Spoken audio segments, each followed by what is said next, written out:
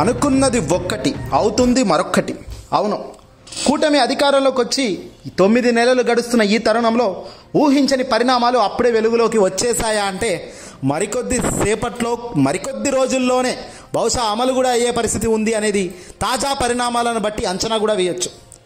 కూటమిలో డిప్యూటీ సీఎంగా ఉన్న పవన్ కళ్యాణ్ పంచాయతీ ఇప్పుడు తారా స్థాయికి చేరుకుందా? ఖచ్చితంగా అవును అనే సమాధానం వస్తుంది. మొదటేమో ఇంతకాలం అనారోగ్యంతో కీలక సమావేశాలకు దూరంగా ఉన్న పవన్ ఇప్పుడు ఏకంగా ప్రభుత్వ పెద్దలకు సమాచారం అందించకుండానే తీర్థయాత్రలకు వెళ్లడం ఇప్పుడు పెద్ద ఎత్తున కూటమిలో చర్చగా మారింది. ఇదే క్రమంలో చంద్రబాబు నాయుడు గారు స్వయంగా ఫోను చేస్తే కూడా ఆయన సమాధానం ఇవ్వడం లేదట. ఏం జరుగుతుంది? పవన్ కళ్యాణ్ ఊహకు అందని అంశం ఏంటి అంటే ఖచ్చితంగా కూటమికి పవన్ గుడ్ బై చెప్పేసే ఆలోచనలో ఉన్నారా? గడిచిన కొద్ది నెలలుగా జరుగుతున్న కీలక పరిణామాల దృష్ట్యా పవన్ కళ్యాణ్ తన నిర్ణయం తాను తీసుకునేందుకు సిద్ధం అంటున్నారా అంటే పరిణామాలన్నీ చూస్తుంటే అవును అని తెలుస్తుంది. ఈ నెల 6వ తేదీన కేబినెట్ సమావేశానికి డుమ్మా కొట్టిన పవన్ కళ్యాణ్ అక్కడ మొదట హాజరు కాలేదు. ఆ వెంటనే మంత్రులు సెక్రటరీలతో జరిపిన కీలక సమావేశానికి కూడా ఆయన డుమ్మా కొట్టారు. దీంతో పవన్ ఎక్కడా అనే చర్చ మొదలైంది. అందుకే రాలేదేమోలే అని చర్చ నడిచింది. అయితే ఆ వెంటనే ఆయన 3 రాష్ట్రాల పుణ్యక్షేత్రాల సందర్శనకు వెళ్ళడం ఒక్కసారిగా ఇప్పుడు హాట్ టాపిక్గా మారింది. పవన్ కళ్యాణ్తో ఫోన్లో మాట్లాడేందుకు ముఖ్యమంత్రి చంద్రబాబు ప్రయత్నించగా అందుబాటులోకి రాలేదట. ఈ విషయమై ఆయన జనసేన సీనియర్ నేత మంత్రిగా ఉన్న నాదెండ్ల మనోహర్కు నేరుగా చంద్రబాబు ఫోన్ చేశారు. చంద్రబాబు నాయుడు గారు పవన్ కళ్యాణ్ అందుబాటులోకి లేరా, ఫోన్లో అందుబాటులోకి రావట్లేదు అని చంద్రబాబు చెప్పగా పవన్ నడుమొప్పితో బాధపడుతున్నారని ఆయన చెప్పారు. ఈలోపు ఇవాళ పవన్ కేరళకు వచ్చి ఈలోపే పవన్ కళ్యాణ్ ఎంచక్కగా కేరళ కోచి ఎయిర్పోర్ట్లో దిగి బేషుజుగా నడుచుకుంటూ వెళ్తున్న చిత్రాలు వీడియోలు వైరల్ అవుతున్నాయి.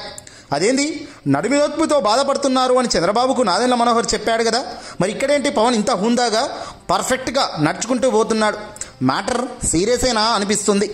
దీంతో పవన్ కళ్యాణ్ మ్యాటర్ కవర్ చేసేందుకే మనోహర్ ఇది చేసిన ప్రయత్నంగా తెలుస్తుంది. నారా లోకేష్ ఇటీవల కాలంలో డిప్యూటీ సీఎం చేస్తున్న తరుణంలో పవన్ తీవ్ర మనస్తాపం చెందారని ఈ మధ్య నడుస్తుంది. అయితే చంద్రబాబు సైతం ఏమీ చేయలేని పక్షంలో రాజకీయ కోణంలో గెలవడం, ఆ తర్వాత ప్రజలను పూర్తిగా ముంచేయడం, ప్రజలకు ఏమీ చేసే అలవాటు నాకు లేదు అనే నైజాంను మరోసారి ప్రూవ్ చేయడం, జగన్ చెబుతుంది జరగడం, ఇవన్నీ గ్రహిస్తున్న పవన్ భవిష్యత్తు బాగోదు ఇలాగా ముందుకు పోతే అనేది మాత్రం క్లియర్గా తెలుస్తుంది అంటున్నారట. పవన్ కళ్యాణ్ ఒకటి ఇప్పటికే గ్రహించేశారు. ప్రజల్లో విశ్వసనీయత లేనప్పుడు, ప్రజల్లో మంచి చెడు అనేది ప్రజలు గ్రహిస్తూ పోతున్నప్పుడు మనం ఏది చేసినా ఉదాహరణకు ఉట్టదే అవుతుంది.